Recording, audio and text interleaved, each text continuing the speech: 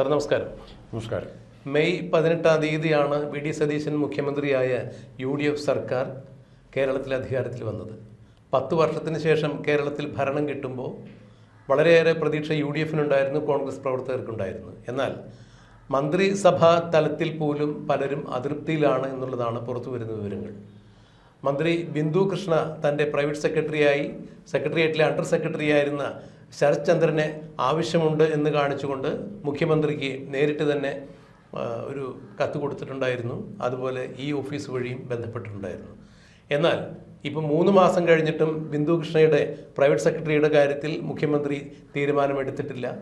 മാധ്യമപ്രവർത്തകർ ഈ വിഷയം ചൂണ്ടിക്കാണിച്ചപ്പോൾ അത് 1-2 സ്ഥലത്തൊക്കെ തീരുമാനമാകാനുണ്ട്, അത് വഴിയായിക്കോളും എന്നാണ് വി ഡി സതീശൻ വളരെ ഓഫ് ഹാൻഡായി മറുപടി കൊടുത്തത്. ഇവിടെ മറ്റൊരു കാര്യം എടുത്തു പറയേണ്ടത്, ഈ മന്ത്രിമാരുടെ പേഴ്സണൽ സെക്രട്ടറിയായി പലരെയും നിയമിച്ചിട്ടില്ല എന്ന് മാത്രമല്ല, UDF ആകെ അതൃപ്തിയിൽ തന്നെയാണ്. കോർപ്പറേഷൻ ബോർഡ് വിഭജന കാര്യത്തിൽ ഒരു തീരുമാനമായിട്ടില്ല. KPCCക്ക് ഒരു നാഥനില്ലാ കളരിയായി തുടരുന്നു. ഘടകകക്ഷികളുടെ നിർബന്ധപ്രകാരമാണ് UDF യോഗം തന്നെ പിന്നീട് വിളിക്കാൻ ഇടയായത്.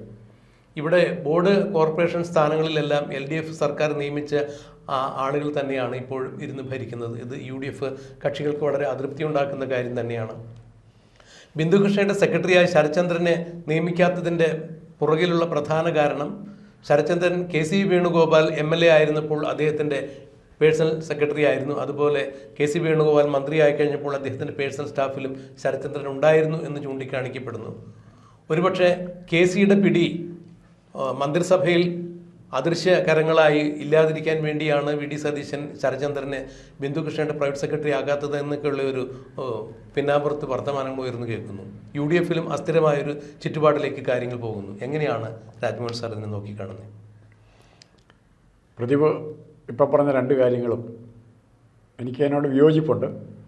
UDFൻ്റെ കെട്ടുറപ്പല്ല, UDFൻ്റെ പ്രവർത്തനം മികവിനെ നിയന്ത്രിക്കുന്ന അല്ലെ സ്വാധീനിക്കുന്ന ഘടകങ്ങളല്ല ഇത്. മറിച്ച് UDFലെ രാഷ്ട്രീയ കക്ഷികളുടെ കെട്ടുറപ്പിനെയും അവരുടെ നേതൃത്വത്തിൻ്റെ നിലനിൽപ്പിനെയും ബാധിക്കുന്ന വിഷയം കൂടിയാണ്. കഴിഞ്ഞകാല ചരിത്രം പരിശോധിച്ചാൽ ഒരു കാര്യം വ്യക്തമായിട്ട് പറയാൻ പറ്റും. CPMലാണെങ്കിലും കോൺഗ്രസ്സിലാണെങ്കിലും BJPയോടെ ഭരിക്കാത്ത നമുക്കറിയത്തില്ല. ഈ പേഴ്സണൽ സ്റ്റാഫിൻ്റെയും കോർപ്പറേഷൻ ബോർഡ് തലവന്മാരുടെയും നിയമനവുമായി ബന്ധപ്പെട്ടാണ് ഏറ്റവും കൂടുതൽ അഴിമതി ആരോപണം ഉണ്ടായിരിക്കുന്നത്. ഇപ്പോൾ കശുവണ്ടി വികസന കോർപ്പറേഷൻ്റെ കാര്യം നമ്മൾ കണ്ടു കഴിഞ്ഞു. അവിടെ ഉണ്ടായിരുന്ന INTUC പ്രസിഡന്റ് എന്താണ് ചേരുന്നതെന്ന് നമ്മൾ കണ്ടു കഴിഞ്ഞു. അപ്പോൾ ഇങ്ങനത്തെ ഇഷ്ടം പോലെ വാദങ്ങൾ വരുന്നുണ്ട്. പിന്നെ ആദ്യം തുടക്കത്തിൽ ബാലിശമായ ഒരു ആരോപണം പറയാം, ബാലിശമല്ല സത്യമായ ആരോപണം. ഇത്രയും നാളും ഇവിടെ പ്രൈവറ്റ് സെക്രട്ടറിമാരും പേഴ്സണൽ അസിസ്റ്റന്റുമാരും ഒന്നും ഇല്ലാതിരുന്നിട്ട് ഭരണത്തിൽ എന്തെങ്കിലും കുഴപ്പം പറ്റിയിട്ടുണ്ടോ, അല്ലെങ്കിൽ ഇതിൽ കൂടുതൽ എന്തെങ്കിലും ചെയ്യാൻ പറ്റുമായിരുന്നോ? ഇതേ ചോദ്യം ഞാൻ ആവർത്തിക്കുകയാണ്. കോർപ്പറേഷനുകൾ പുനഃസംഘടിപ്പിക്കാത്തതുകൊണ്ട് ഏതെങ്കിലും എവിടെയെങ്കിലും നഷ്ടം ഉണ്ടായിട്ടുണ്ടോ? പിന്നെ കുറേ പേരുടെ സാലറി കുറച്ച് നാളത്തേക്കെങ്കിലും 1 മാസത്തേക്കോ 2 മാസത്തേക്കോ കൊടുക്കാതിരിക്കാൻ പറ്റിയെങ്കിൽ അത് ഇപ്പോഴത്തെ പരിസ്ഥിതിയിലെ ചെറിയ നേട്ടമല്ല, വലിയ നേട്ടമാണ്. അല്ല, ഇത്തരം സ്ഥാനമാനങ്ങൾ ലക്ഷ്യമിട്ടുകൊണ്ട് UDFനകത്തുള്ള ചില ആളുകൾ ഈ സ്ഥാനമാനങ്ങൾ ആഗ്രഹിച്ച് നേതാക്കന്മാരുടെ ചുറ്റും വിശ്വസ്തരായിട്ട് കൂടുന്ന, വിധേയരായിട്ട് കൂടുന്ന അവരാണ് എല്ലാ കാലത്തും എല്ലാ പാർട്ടിക്കും എല്ലാ മുന്നണിക്കും ക്ഷീണം ഉണ്ടാക്കുന്നത്. അപ്പോൾ ഏറ്റവും കൂടുതൽ ഫ്രസ്ട്രേഷൻ ഉണ്ടാകുന്ന അവർക്കാണ്. നാളെ ഞാൻ ഇന്ന കോർപ്പറേഷൻ്റെ ചെയർമാനാകാം, ടൂറിസം വികസനത്തിൻ്റെ ആകാം, അല്ലെങ്കിൽ മറ്റേ അഗ്രികൾച്ചറിൻ്റെ ആകാം, പാം ഓയിൽ കോർപ്പറേഷൻ്റെ ആകാം. സാറേ, ഒറ്റവാക്കിൽ ഉത്തരം പറഞ്ഞാൽ ഈ ബോർഡും കോർപ്പറേഷൻ സ്ഥാനങ്ങളൊക്കെ സ്വപ്നം കണ്ടു കഴിഞ്ഞ് കുപ്പായ അടിച്ചു വെച്ചിരിക്കുന്ന ആളുകൾ ധാരാളമുണ്ട്. അത് ഇവിടുത്തെ എല്ലാവരും UDFൻ്റെ ഉൾപ്പെടെയുള്ള കൊള്ളാവുന്ന നേതാക്കന്മാർ പറഞ്ഞിട്ടുണ്ട്, ഇത്രയും കോർപ്പറേഷൻ, ഇത്രയും ബോർഡ് ഇവിടെ ആവശ്യമില്ല, ഇത്രയും PSC മെമ്പർമാരെ ഇവിടെ ആവശ്യമില്ല, ഇത്രയും പേഴ്സണൽ സ്റ്റാഫിൽ ഇത്രയും അംഗങ്ങളെ ആവശ്യമില്ല എന്ന് പലരും പറഞ്ഞിട്ടുണ്ട്. അത് പറഞ്ഞതിനെക്കുറിച്ച് ആരും ചോദിക്കാത്തണ്ട. ഇത് കുറയ്ക്കുമോ സതീശൻ, ഇത് കുറയ്ക്കുമോ? ആദ്യത്തെ ചോദ്യം വേണ്ടതാണ്. സതീശൻ ബോർഡുകളും കോർപ്പറേഷൻ പുനഃസംഘടിപ്പിക്കുമ്പോൾ പേഴ്സണൽ സ്റ്റാഫിലേക്ക് നിയമിക്കുമ്പോൾ എണ്ണം കുറയ്ക്കുമോ? കാരണം അല്ല, ഈ വി ഡി സതീശൻ മുഖ്യമന്ത്രിയായി അധികാരമേറ്റ് കഴിഞ്ഞപ്പോൾ അദ്ദേഹം സ്തുത്യർഹമായ മറ്റൊരു തീരുമാനം എടുത്തിട്ടുണ്ടായിരുന്നു. തൻ്റെ ഈ സുരക്ഷാ സംവിധാനങ്ങളുടെ ഭാഗമായി 42 വണ്ടി തനിക്ക് ആവശ്യമില്ല എന്ന് പറഞ്ഞിട്ടുണ്ടായിരുന്നു. അപ്പോൾ സുരക്ഷയുടെ ഭാഗമായി DGP അത്തരം കാര്യങ്ങൾ ചൂണ്ടിക്കാണിച്ചപ്പോൾ എന്നാൽ ഒരു എസ്കോർട്ട് വാഹനവും ഒരു പൈലറ്റ് വാഹനവും ആയിക്കോട്ടെ, അതിനപ്പുറത്തേക്ക് വേണ്ട എന്ന് തന്നെയാണ് അദ്ദേഹം പറഞ്ഞത്. അതുപോലെ ഇപ്പോൾ രാജ്മോഹൻ സാർ ചൂണ്ടിക്കാണിച്ചതുപോലെ ഈ പേഴ്സണൽ സ്റ്റാഫ് അംഗമടക്കമുള്ള കാര്യങ്ങളിൽ ഇവർ ഒരു നിർണായകമായ തീരുമാനം കൈക്കൊള്ളുമോ, സർക്കാരിൻ്റെ ഖജനാവിന് കൂടുതൽ ചോർച്ചയുണ്ടാകാത്ത രീതിയിലുള്ള ഒരു സമീപന കാര്യത്തിൽ കൈക്കൊള്ളുമോ എന്നുള്ളത് പ്രസക്തമായ ചോദ്യം തന്നെയാണ്. ഓരോ തീരുമാനങ്ങളുടെ കാര്യം സ്ട്രാറ്റജിക്കായിട്ട് എന്തെങ്കിലും ഒരു കാരണം കൂടെ കാണും. വി ഡി സതീശനായിട്ട് ബന്ധപ്പെട്ടവർ പറയുന്നതാണ്, എനിക്കറിയത്തില്ല. ഇപ്പോൾ ഉദാഹരണത്തിന് ഈ നമ്മൾ പേഴ്സണൽ സ്റ്റാഫിൻ്റെ നിയമനം പറഞ്ഞു. ബിന്ദു കൃഷ്ണയുടെ നിയമനത്തെക്കുറിച്ചുള്ള പ്രൈവറ്റ് സെക്രട്ടറി നിയമിക്കുന്ന ഓർഡർ ഇതുവരെ വന്നിട്ടില്ല. ഓക്കെ, അത് ആരുടെ എന്ത് കാരണം? ഒന്ന്, കെ സി വേണുഗോപാലിൻ്റെ കൂടെ PA ആയിട്ടിരുന്നു. 2, കെ സി വേണുഗോപാലിനേക്കാൾ മന്ത്രിയായിരുന്നപ്പോഴും അദ്ദേഹം PA ആയിരുന്നു. അപ്പോൾ കെ സി വേണുഗോപാലായിട്ട് വളരെ അടുത്ത ആത്മബന്ധം പുലർത്തുന്ന ഒരാളാണ് ശരത്ചന്ദ്രൻ എന്നുള്ള ഒരു ബോധ്യം പലരിലുമുണ്ട്. അപ്പോൾ കെ സി വേണുഗോപാൽ സതീശനെക്കുറിച്ചോ അല്ലെങ്കിൽ മറ്റുള്ളവരെക്കുറിച്ചോ വ്യക്തിപരമായി പറയുന്ന അഭിപ്രായങ്ങൾ, ഇപ്പോൾ പോലും പറയുന്ന പരസ്യമായിട്ട് പ്രകടിപ്പിക്കുന്ന അഭിപ്രായങ്ങൾ തീർച്ചയായിട്ടും കെ സി വേണുഗോപാലിനോട് വിധേയപ്പെട്ടാണ് ഒരു പ്രൈവറ്റ് സെക്രട്ടറി ബിന്ദു കൃഷ്ണയ്ക്ക് വരുന്നെങ്കിൽ, ബിന്ദു കൃഷ്ണയുടെ വകുപ്പ് നമ്മൾ ഉദ്ദേശിക്കുന്നതല്ല, വളരെ പ്രാധാന്യമുള്ള സാമൂഹിക രംഗത്ത് ഒത്തിരി മാറ്റങ്ങൾ ചെയ്യാൻ പറ്റുന്ന ഇതാണ്. അപ്പോൾ സതീശനാണ് ബിന്ദു കൃഷ്ണയുടെ ഒരു കാര്യം പറയാൻ നടക്കുന്നില്ലെങ്കിലോ? ഇപ്പോൾ ആഭ്യന്തര വകുപ്പ് അങ്ങനെ ആയിട്ടുണ്ട്. ഇപ്പോൾ അവർ തമ്മിൽ റാപ്പോർട്ടായി എന്നാണ് ലേറ്റസ്റ്റ് കേൾക്കുന്നത്. ഈ സാറ് പറഞ്ഞതുപോലെ ഈ ഭരണഘടനയിൽ മന്ത്രിസഭയിൽ കെ സി പക്ഷത്തിന് മുൻതൂക്കമുള്ള ഈ സാഹചര്യത്തിൽ മുഖ്യമന്ത്രി എന്ന രീതിയിൽ വി ഡി സതീശനെ സംബന്ധിച്ചിടത്തോളം ചില നിർണായകമായ തീരുമാനങ്ങൾ കൈക്കൊള്ളുമ്പോൾ ഈ ഇത്തരത്തിലുള്ള ചില വൈതരണികൾ ഉണ്ടായിക്കഴിഞ്ഞാൽ അതും അദ്ദേഹത്തിന് ഭരണം സുഗമമായി മുന്നോട്ട് കൊണ്ടുപോകാനുള്ള ബുദ്ധിമുട്ട് അദ്ദേഹം മുന്നിൽ കാണുന്നുണ്ട്. അത് നല്ലതാണ്. അതുകൊണ്ട് തന്നെ അദ്ദേഹം നിർണായകമായ ധനവകുപ്പ്, അതുപോലെ തന്നെ ഈ ഫിഷറീസൊക്കെ ഈ ഷിപ്പിംഗ് ആയിട്ട് ബന്ധപ്പെട്ട് തുറമുഖ വകുപ്പൊക്കെ കയ്യിൽ വെച്ചതുപോലെ തന്നെ ഐ ടി വകുപ്പൊക്കെ കയ്യിൽ വെച്ചതുപോലെ തന്നെ ഈ അവിടെയുള്ള മറ്റു മന്ത്രിമാരുടെ പേഴ്സണൽ സ്റ്റാഫുകൾ നിയമിക്കപ്പെടുന്ന ആളുകളുടെ നിയമനത്തിലും ഇദ്ദേഹം ചില സൂക്ഷ്മത പുലർത്തുന്നുണ്ടെന്ന് വേണം ഇതിന്ന് മനസ്സിലാക്കാൻ.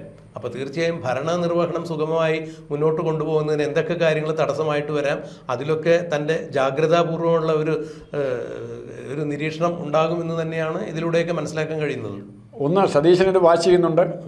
ഈ പേഴ്സണൽ സ്റ്റാഫും അതിൻ്റെ കോർപ്പറേഷൻ പുനഃസംഘടിപ്പിച്ചതിൽ കുഴപ്പമില്ല. പിന്നെ ഘടകകക്ഷികൾക്കിടെ ഏറ്റവും വലിയ താല്പര്യമുള്ള വിഷയമാണ് കോർപ്പറേഷൻ പുനഃസംഘടന. പലരും അതിനുവേണ്ടി ഇപ്പം മാണി സി കാപ്പനാണെങ്കിലും ഓരോരുത്തരും മന്ത്രിമാരാകാത്ത ഘടകകക്ഷികളുണ്ട്. ഇവർക്കെല്ലാം ഓരോ ആഗ്രഹങ്ങളുണ്ട്. അപ്പോൾ ഇതിനൊന്നും പൂർണ്ണമായിട്ട് തള്ളിക്കളയാൻ സതീശന് പറ്റില്ല. കാരണം നമ്മുടെ പൊളിറ്റിക്കൽ സെറ്റപ്പ് അങ്ങനെയാണ് അടുത്ത കാലത്ത് ഡെവലപ്പ് ചെയ്ത് വന്നിരിക്കുന്നത്. നേരത്തെ മുതലുള്ളൊരു കീഴ്വഴക്കം അങ്ങനെയൊക്കെ തന്നെയാണല്ലോ. അപ്പോൾ ഇത് ഓരോ വർഷം എണ്ണം കൂടിക്കൊണ്ടിരിക്കുക. ഇപ്പോൾ PSC മെമ്പർമാരുടെ എണ്ണം എത്ര വരെയായി?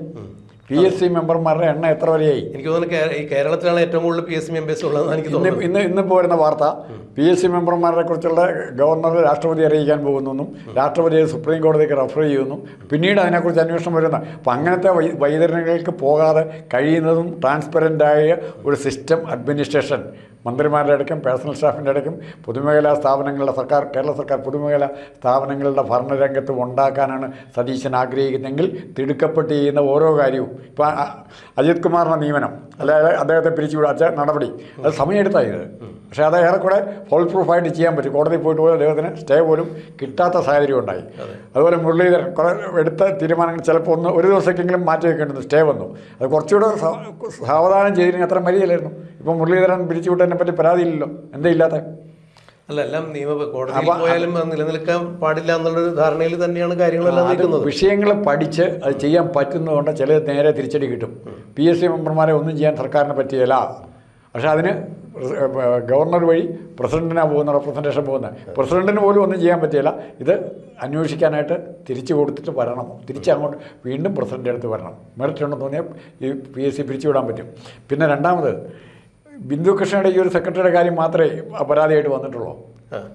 അല്ല, ഇപ്പോൾ ഈ ബിന്ദുകൃഷ്ണനാണ് നമ്മൾ ചുമതലയേറ്റതിൻ്റെ പിറ്റേ ദിവസം മുതൽ ഈ കാര്യം ആവശ്യപ്പെടുന്നതാണ് എന്നുള്ളതാണ് പറയുന്നത്. ഇപ്പോൾ പ്രസക്തമായി നിൽക്കുന്ന ആ ഒരു കാര്യമാണ്. മറ്റ് വശങ്ങളിൽ നിന്ന് കാര്യമായിട്ടുള്ള ആക്ഷേപങ്ങളൊന്നും വന്നിട്ടില്ല എന്നുള്ളതും എടുത്തു പറയേണ്ട ഒരു കാര്യം തന്നെയാണ്. ഒന്ന്, ഈ നിയമം ഇതുമായിട്ട് ബന്ധപ്പെട്ടാണ് പ്രാദേശിക മന്ത്രിസഭയ്ക്ക് കുഴപ്പം പറ്റിയെങ്കിൽ വലിയ കുഴപ്പമല്ലത്. അല്ല, ലാഭമുള്ള സർക്കാരിന് ലാഭമുള്ള ഇതിലൊരു വലിയ കുഴപ്പം എന്നുള്ളതല്ല. ഈ മന്ത്രി പേഴ്സണൽ സ്റ്റാഫിനെ നിശ്ചയിക്കുന്നതിന് വരെ മന്ത്രിമാർക്ക് അധികാരമില്ലേ എന്ന തരത്തിലുള്ള ചില കോൺഗ്രസ് പ്രവർത്തകരുടെ ഇടയിൽ നിന്നുള്ള ചില ചോദ്യങ്ങൾ വന്നിട്ടുണ്ട്. ഇത് മിക്കവാറും മുഖ്യധാരാ മാധ്യമങ്ങളെല്ലാം ചർച്ചയാക്കിക്കൊണ്ട് അത് നാണം കേട്ട കോൺഗ്രസ്സുകാർ അങ്ങനെ പറയുള്ളൂ. പേഴ്സണൽ സ്റ്റാഫിനെ ഇപ്പോൾ സതീശൻ്റെ മന്ത്രിമാരെ നിയമിക്കുന്നതിന് സതീശന് അധികാരമുണ്ടായിരുന്നു? അതില്ല. സതീശൻ്റെ മന്ത്രിസഭയിൽ ആരെയൊക്കെ എടുക്കണമെന്ന് തീരുമാനിക്കാൻ മറ്റൊരാൾ തീരുമാനിച്ചിട്ട് സതീശൻ്റെ പേഴ്സണൽ സ്റ്റാഫിൽ അവർക്ക് തന്നെ തീരുമാനിക്കണമെന്ന് എന്താ അർത്ഥമുള്ളത്?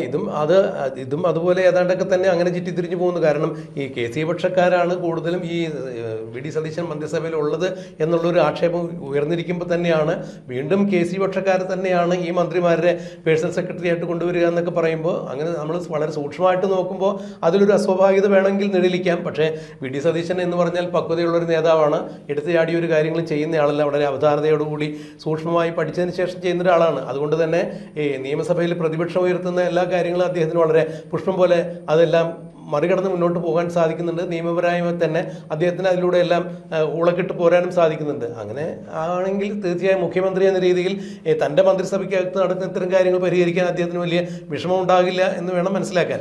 ആ രീതിയിൽ തന്നെയാണ് ഞാൻ കണക്കാക്കുന്നത്. സതീശന് നമ്മളെ പ്രതീക്ഷയിൽ കൂടുതലുള്ള ഇച്ഛാശക്തിയുണ്ട്. അപ്പോൾ ആരൊക്കെയാണ് പ്രശ്നങ്ങൾ ഉണ്ടാക്കുന്നതെന്ന് അറിഞ്ഞിരിക്കാമല്ലോ. അത്യാവശ്യം ഇപ്പോൾ ശരത്ചന്ദ്രന് വേണമെന്നും ബിന്ദുകൃഷ്ണ വാശി പിടിക്കുന്നതിൻ്റെ കാരണം എന്നാന്ന് ബിന്ദുകൃഷ്ണയ്ക്ക് പറയേണ്ടി വരും. അല്ല, തനിക്കെതിരെ വരുന്ന എത്ര ദൂരെ നിന്നായാലും ഒരു രാഷ്ട്രീയ നീക്കം മണത്തെറിയാനുള്ള ഒരു ശക്തിയൊക്കെ സതീശനുണ്ട്. സതീശനുള്ള ഏറ്റവും വലിയൊരു ഗുണവും ദോഷവും അത് തന്നെയാണ്.